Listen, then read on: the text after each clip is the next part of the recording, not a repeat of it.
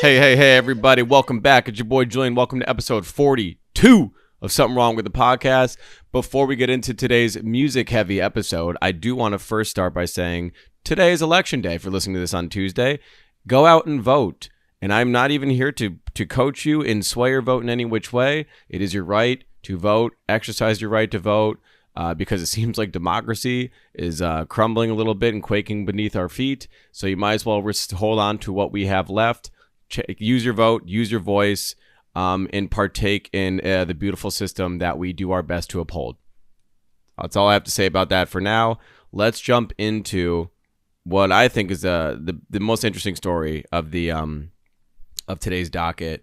Here is for the first time in 40 years, they said since 1990, on Wednesday, Billboard reported for the first time since 1990, when Biz Marquis' signature song, Just a Friend, was number 41 on February 2nd, there was no rap song in the Billboard Hot 100 after Kendrick Lamar and SZA's Luther was deemed recurrent and removed due to recent changes to charts methodology, effectively ending a 35-year streak.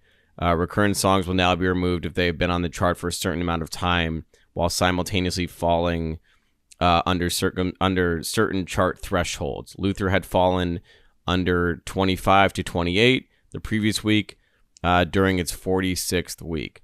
So this, as everything does when it involves hip-hop and news and metrics, caused a stir online and led a bunch of people to have this very, I think, ludicrous, no rap pun intended, discourse that, is it over for hip hop? Are we seeing the end of hip hop as we know it?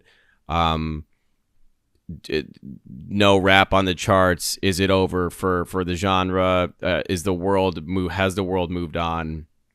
And I saw Alchemist even had a quote. He said, quote, "No rap in the top 40 has nothing to do with music being good or bad," which he did not further elaborate on, which is interesting and can be pulled in many different directions in terms of what the hell he meant by that. But I do want to say that I'm here to defend hip-hop, and not only defend hip-hop as a genre that has, without a doubt,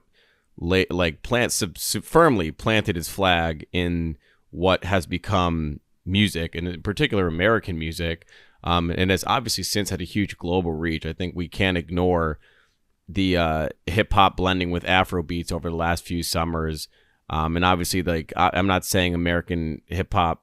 Yeah, I guess I kind of am. You can say that without, hip hop here wouldn't happen internationally. So yes, the case can be made. But obviously, with UK drill rap, we're seeing so much so that the UK artists are also bleeding into American pop culture. Like obviously an older gentleman, but like someone that's been doing it from the jump, who's like an early pioneer, Gigs. But then we're seeing younger guys like Central C, Skepta as well, and Dave as well. Central C and Dave had that amazing EP that they put out a few summers ago. So hip hop's alive and well, and I'll take us through the history of music as a whole, and we can even see the patterns of it over time. So we know in like the 60s, we had the rock and roll and the British invasion. So we're talking like the Beatles, the Rolling Stones, Jimi Hendrix, Bob Dylan, and the Beach Boys. And this was like global pop rock. We're looking at like psychedelic music, super rock inspired, a lot of guitar solos, a lot of like free love and just expression, and that kind of carries into what evolves into the 70s, which is still we're holding on to classic rock, but now disco, because now everything's super funky, and we're seeing like Led Zeppelin, Pink Floyd, Stevie Wonder, Fleetwood Mac, a lot of amazing instruments, but heading into like a more of electronic sound, not just purely instrumental. I forget what the instrument's called, the tube that you put in your mouth and you play that. I know Stevie, the talk box, I believe is what we call it. But that lends itself into the 80s, which now we're looking at pop synth music. And notice here, each of these eras is connected. It's like one in ushering in the other. So the bridge between that talk box into the what officially became like synthesizers in like synth keys in the 80s. So like Michael Jackson, Madonna, Whitney Houston, obviously a Prince, a multi-instrumentalist who was like a pioneer during that decade. And then we're seeing also the rise of MTV and videos becoming a central and key part to the music itself. Boom, here comes hip-hop. And we're first seeing hip-hop's immediate meteoric rise in the 90s. We have, obviously Tupac, Biggie, But at the same time, alternative rock is at its peak. We're seeing Pearl Jam. We're seeing Nirvana. So now rock is holding on to its strong suit, but now we have a new genre being introduced, which is hip hop in itself. In hip hop, started in the early half of the decade, chart topping for sure, but by the end of the 90s, we're seeing really a culture shift in terms of value on the Billboard charting. Now we're seeing a lot of hip hop and a lot more R&B as well on those charts. So now we're fully into the 2000s, and guess what? It's hip hop and pop. We're going to give pop some space because we also saw the likeness of like Britney Spears, Backstreet Boys, all that type of music. But then also we're seeing Usher, Beyonce, Kanye, Jay-Z. So we're seeing now the pioneers of what are still considered the pioneers of, not the pioneers in terms of that they founded it, but like the titans of hip hop, the guys that once they were introduced, they stuck and they stuck around forever. And hip hop became at this point by far the most commercially successful genre. And pop music even leaned into R&B notes and electronic themes that they were also borrowing from the 80s and 90s, which is pretty interesting. 2010s, now we're talking extremely experimental. Now we're in like our pop, trap, EDM era, but still with like a hip hop element to it. We saw a lot of collaborative efforts between cross-genre blending with hip hop as the base of that. We saw a lot of pop artists bleeding into hip hop. So it comes to mind collaborations like Juicy J and Miley Cyrus weren't such an oddity at the time, or Ariana Grande singing vocals on a Big Sean record. Like, we're seeing a lot of genre blending because still hip hop is the root and carries the torch from the previous 2 decades, but now is being kind of infiltrated from these other genres as well. But now we're seeing an artist like Taylor Swift come out, who's straying not so much into the pop, she's far more into the pop scene. I believe at this point she may have had a verse by Kendrick by now, but point is she's still very pop. Rihanna, who's fucking genre bends the whole thing, can sing, can croon, but also can get her rap shit off. Post Malone, which introduced, then now we're seeing the archetype of the white boy that starts off rap and then kind of abandons the genre, but dips his toe in every once in a while. It's very interesting. EDM very much peaked during this time heavily. We're talking during the Molly, pure Molly days. This was the years that I was in school, so I remember all of this music coming out at that time. And now we're in the 2020s, and it's still very much rap and pop. We're seeing a big resurgence of pop with the new pop girlies, and then Afro beats as well. We're seeing really, I'd say this is the decade of the global reach of Afro beats tapping into this audience and international music as a whole. So artists like Bad Bunny, obviously Drake, Billie Eilish, Burna Boy, Taylor Swift again. But global sound is what's dominating the charts, and including mainly, like when we're speaking global sounds, the two that come to mind the most are Latin and Afro beats. And I think that's beautiful because now music is so much more than regional, and the reach spans so far beyond. So much so that it has tapped into the great American game, and it's technically baseball, but of football. That we have a man that is fluent and sings in Spanish doing the American football halftime show, which is pretty awesome. So my point is, hip hop. This is, first of all, the music has always evolved. It's always changing. It's always borrowing from the past and evolving as it happens. And we're seeing now for fucking 40 years, over 4 decades, hip hop has been in that evolutionary phase, but still we're holding its top spot throughout all of those. I don't think hip hop's getting worse. I think what could be a cause of this is the rise of pop stars that we're seeing. Younger pop stars really get their moment. First one that comes to mind, Sabrina Carpenter, is of that next ushering that next wave of female pop stars. Not here to call Taylor Swift old, but she's been around. She's been established. This girl Sabrina is the new face of pop. Charlie XCX, new faces of pop, even though she's been around for a minute. But we're seeing this wave of younger artists that are now getting the shot, that are challenging the hip hop people that are also occupying the charts at this time, right? So luckily that rant and the absence of hip hop did not last long, because rap is back after only a 2-week absence, thanks to none other than Megan Thee Stallion. So let's read this here. For back-to-back Billboard Hot 100 charts this year, dated October 25th and November 1st, no rap song appeared in the top 40, marking his first time. Yep, we know that, since February 1990. The 2-week drought comes to an end thanks to Megan Thee Stallion. Megan's new song, Lover Girl, debuts at 38 in the number 8 Hot 100. On the November 8, Hot 100. Marking the first rap song defined by Billboard as a song deemed eligible for the ranking on the Hot Rap Songs listing to reach the chart's top 40 since Kendrick and Lamar's Luther, which spends its 44th and to date final week on the listing, dated October 18th. Following the chart, the song fell into recurrent status in the chart, and as a result, recently introduced rules updating and speeding up the Hot 100's recurrent policy. Interesting. Okay. So the policy honestly does play a big part in this as well. But point is, this whole uproar and crises lasted a matter of 2 weeks. I think it's crazy to think that hip hop is slipping.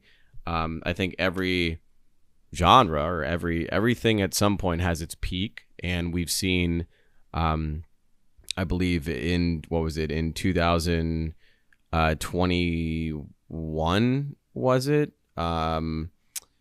What's the exact date here? In 2018, pardon me, hip hop compromises 68% of the Hot 100, which I believe was the peak, which is absolutely insane. To expect something that, if not more, I think is crazy. But now I think it's leveling out, and I think it's leveling out to a place where hip hop and pop are going to just be splitting back and forth and sharing that chart space and sharing the sound of this decade, which is fine. But to say hip hop's over, I think is egregious and very hip hop in nature to speak so definitively and irrationally in a space where the genre has worked so hard to evolve and adapt, so much so that other genres want to come into our space and experiment and get a fun feature and work with hip hop artists. It's one of the most beautiful things about hip hop is how accepting as a genre it has been over the years, and how we've seen unlikely collaborations time and time again.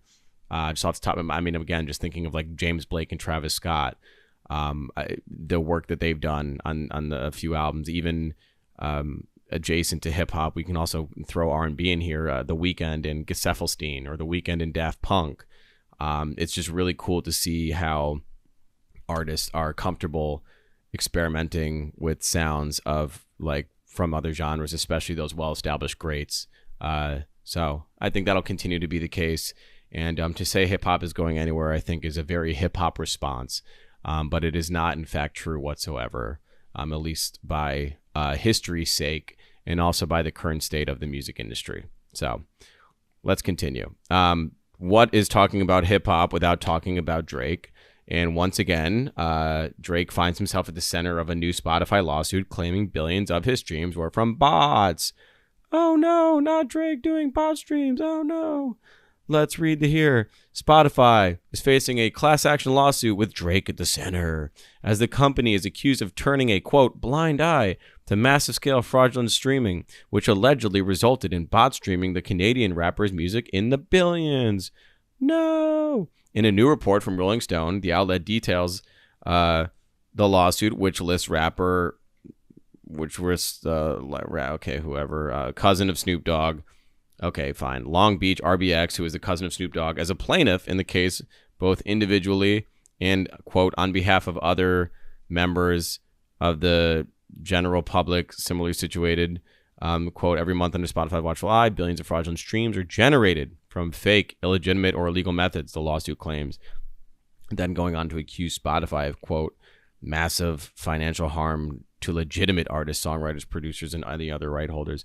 To refer to Drake as anything other than legitimate is ridiculous. Let's continue. The lawsuit states that Spotify has been paying out royalties through a stream share model, which groups all stream collectively. The payment amounts are calculated by a determining percentage of each artist's share of those collective streams. Yes, we know that. The lawsuit argues that fake streams would devalue payouts for smaller artists. I understand the case here.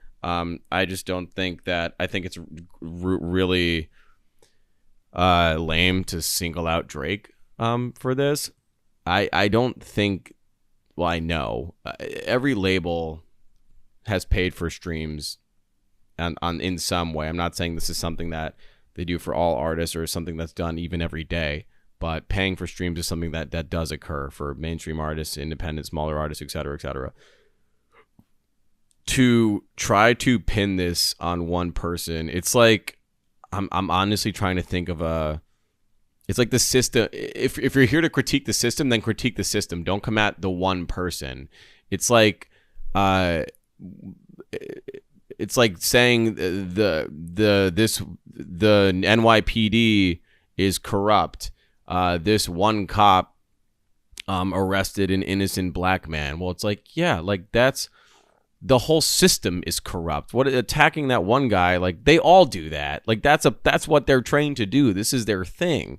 So to single out Drake, like no, like this is what the also Drake isn't the person at the helm, like in these meetings and in the at Universal having people here's 10 grand from Stake, fucking buy more streams. Like I think the level of delusion that people think artists are involved with what happens once their music get out in terms of marketing, that's what people like me at the label used to do. The digital marketers, I'm not saying buy streams, even though I'm sure some of them do, but like it's our job to work a record once it's out, to continue building momentum once a record's out. Like I don't see so much of this coming from the artists themselves, but to think that Drake is the only person doing something like this, I get it. Snoop Dogg, West Coast, all that shit. His cousin obviously feels the same way. But to seek compensatory, to seek like money and like punitive damages, it's insane. And they're accusing, here's a quote, hundreds of millions of dollars. What, like you're suing Drake for hundreds of millions of dollars because of this? That I think this is like, I think this is a little ridiculous. Not a little. This is ridiculous. And I'm not. The lawsuit game is getting a little too loosey goosey and corny when it comes to hip hop. I don't get why. I mean, I guess it doesn't take that much of a logic leap, but to do this makes little to no sense when, if you know anything about the music industry, this is just a practice that's done and it's not anything specific to just this man, like just it's so ridiculous to pin this on one single artist, when in fact you should probably be going after the label, not even a streaming service. You should go at the label who's probably funding these streaming boosting campaigns. It's not, you're attacking the wrong person. Anyway, staying on Drake, but pivoting to baseball. I don't want to spend too much time on this, but one of the best World Series I've ever watched. I think that universally goes without saying. It was those last few games were incredible. Even Game 3 was incredible. The 18-inning game. I'm not a crazy baseball fan, but I thoroughly enjoyed every second of this World Series. It is funny though that as soon as the LA and Toronto wrap and LA wins, just all the levers get pulled on Photoshop and it's just Drake crying and sulking while Kendrick is like riding off like in his car like down South Central LA. It's very funny how no matter what, Drake, the people just wait to pull that lever to just dunk on Drake any chance you get. The song seconds after the before they even pop champagne, the Dodgers and Nike put out all these campaigns using Kendrick's music. It's like, dude, we get it. Like, God, man, like let the guy just live. It's 2026. This beef was, Jesus Christ, how many years ago now? 2, 3? Like this, it's just, there's no break for this guy. On the legal side and just on the cultural side. Like he was at the game. Let the guys fucking from Toronto. I don't think Kendrick said a word about the Dodgers series, and yet of course they just throw him into the mix and bring him in because anything that has to do with Toronto and LA is forever going to be culturally a Kendrick versus Drake debate, which honestly is this is the residual of internet brain. When something so big happens, you are forever associating it with that specific moment. So in this case, LA, Kendrick, Drake, Toronto, no matter what happens in the news, there could be a flash flood in Toronto and some guy would put Kendrick behind it with music being like, got him, we're flooding out the PDFs. Like, it's no matter what happens in that city, it's always going to be an angle or some leverage for some idiot with a keyboard to jump down Drake's throat. So it's not going away anytime soon. It's been years and it's continuing well into the seemingly into the new year as well. Something else that's currently continuing that needs to go the fuck away, if I'm being honest, is all these AI powered artists. I was saying this earlier. I jumped in a little spaces with Danny and some folks, and I said the AI artist thing.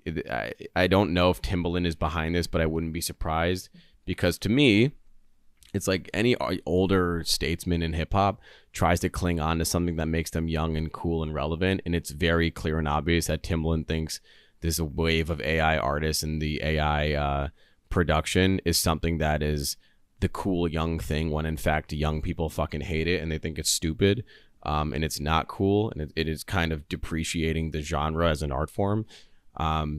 Tying back to the first topic of today about hip hop and the Billboard charts, tell you what's not going to help those charts nor soften people up to listening to hip hop music is someone like Zania Monet, who is the first AI-powered artist to debut on a Billboard, quote, airplay chart. What the fuck is an airplay chart? That's bullshit. But she likely won't be the last. See, this is clickbaity and whatever you call it. Clickbaity is shit. So here's the thing. Before this article came out, no one knows who the hell Zania Monet is, or was, pardon me. I think this is the same tactic that Trump uses when he speaks about stuff to then make it a reality, when in fact it was never reality. So hear me out. So when Trump goes, when the reporters talk to Trump about who does he think should run in 2028, and he's like, a lot of people are saying I should run, and they're like, who? He's like, I don't know, just heard it. A lot of people. That's the same tactic I see with this. It's like you're not sharing news. You're creating the news by creating the lie. You're making a movement out of something that didn't exist by being the first to say it, but saying it on a platform that will then be grabbed by other headline and other news reporters and then amplified. So it's the formula is believe the lie, say the lie on a news network. They tell the story. So now the story has credibility. It has a truth because it was said on a news network. And then from there, boom, amplify it. I feel like that's what's happening here. No one knows who this artist is. No one knows what this song is. What the fuck is an airplay chart? Like, none of this stuff exists. It's just a stupid AI generated image of this girl in a studio holding a fucking earpiece to a microphone. It's like, none of this is real. This isn't real. No one knows what this song is. Here we go. So let's read this. So far, Monet has appeared on multiple Billboard chart songs since her first song in summer 2025, including hot gospel songs for her song, quote, Let Go, Let God. Get the fuck out of here. And her hot R&B chart song for her, quote, How was I supposed to know? Bitch, you don't know anything. You're not sentient. You have no memory. You have no brain. What do you mean, how was I supposed to? You don't know shit, according to her publication. Now she's been signed to a multi-million-dollar deal with Hallwood Media, which after Billboard called a, quote, a bidding war. Shut up. Like, I don't believe this. I think someone at Hallwood Media has a great relationship with a writer at Billboard, and they were feeding them this information and said, hey, look, you grease us with this. We'll fucking make this a story and we'll make this a thing, even though it's not a thing. I genuinely don't. I firmly believe enough in humanity that all of this is bullshit. Here we go. With more than 146,000 followers on Instagram alone, Monet is proof that consumers are increasingly open to the idea that the industry is ruled by AI. No. Like, that the industry is riled by AI. No. Like, this isn't... Generative content and fake headlines like have affected our last few elections. We can't be this stupid and naive to fall for this shit again, even though the stakes in this are obviously extremely low compared to the election. But like, followers don't mean shit. Like, this stuff isn't real. These are vanity metrics for a person that does not exist. this isn't real. She isn't real. Her music isn't real. Like, we can choose to ignore this and also ignore the stories about this that were being fed. There wasn't like a Mad Men-esque scene with white men in gray hair smoking cigarettes trying to figure out how to sign the AI black chick for fucking millions of dollars, creating a, quote, bidding war. Fuck out of here. Nobody wants this shit. It's not a bidding war. It's a bullshit war. It's nothing. It's two assholes with a lot of money that said, hey, we can grease the wheel on this. This is like the new crypto. It's a new NFT. Like, it's just a pump and dump. This bitch is going to get like a $3 million contract. They're going to put out 2-3 singles. And then, oh, the fucking AI file got corrupted. Guess we can't create anymore. Cash out. Give us our money. Like, I don't believe in this. I don't think any of this is substantial. And if you are an artist and this is discouraging you, just continue to make music, continue to be a real person, and continue to tell real stories. Don't let this dumb gospel AI bitch talk about God is good, let go in God. Shut up. You're not human. You don't know shit about dick. Like, you're not a actual thing. Don't let these things win. Please do not let this dumbass stuff win. You are better than this because you have a soul and you're a breathing human being. So if any artist is discouraged about this, which I have been seeing, I spoke to an artist over the weekend. I understand the hatred for AI, but to think that it's better than you or can be like steal in some way spotlight from you, I think is ridiculous. Don't let this nonsense take your mind off of what you believe to be is your life mission. Continue to fight for what you believe in, for the sake of your happiness and your career. All right, that's all I got today. I gave you a couple of rants. I'm going to dive into the Knicks. We finally got a decent win against the Bulls. We're 3-3. I think we're playing below our caliber. I think our rotations suck. We need to figure that out, and our bench needs to step their shit up. We're playing the Wizards right now. It's almost halftime here locally currently. I'm gonna probably throw this on and then get to bed. I'm playing basketball tomorrow. Shoulder's getting better. Probably gonna stop going to PT. I've been going to get it taped, but coming to an end with my relationship with my physical therapist, which has been great. But I think I'm ready to just fully go back to just on my own strength. Again, just getting in a healthier routine, eating a lot. I went to Trader Joe's and bought some bulgogi. I just cooked that, John, for lunch. It was fantastic. If you haven't had bulgogi, I didn't know that they sold it at the grocery store at that level. It's beautifully sauteed. It cooks really fast. It's really thinly sliced meat. Really thoroughly enjoyed that. But again, today is all about voting, and go out and vote because your voice matters, whether you feel it does or not. You need to exercise your right to vote. This is a extremely important election here, and it can set the tone for what the people want versus what the party wants. It's very clear the Democratic Party feels extremely threatened by Zoran, and that is a good thing because what that means, what Zoran represents, doesn't fall within the standards and the norms of which the party has been operating in for so long. And what the party's been operating in for so long clearly has not been working for the people it's intended to serve. So why not give us something different? Why not switch it up? That being said, I think the government's going to make it very hard for him to get anything done intentionally because they do not want him to succeed by any metric. Trump gave a very weird and alarming interview with CNN the other night in which he talked about testing nuclear weapons. As well as just a bunch of it's just tough to watch him speak. But when stuff like that, when it's a sit down, give it a look. Stay informed. Again, lean into your community, lean into those you love. The New York City Marathon was this weekend in New York. I was in bed all day. I didn't go, but it is still one of my favorite days in the city. A lot of love, a lot of community, and a lot of inspirational stories that come out of such an incredible event. It was the most runners ever.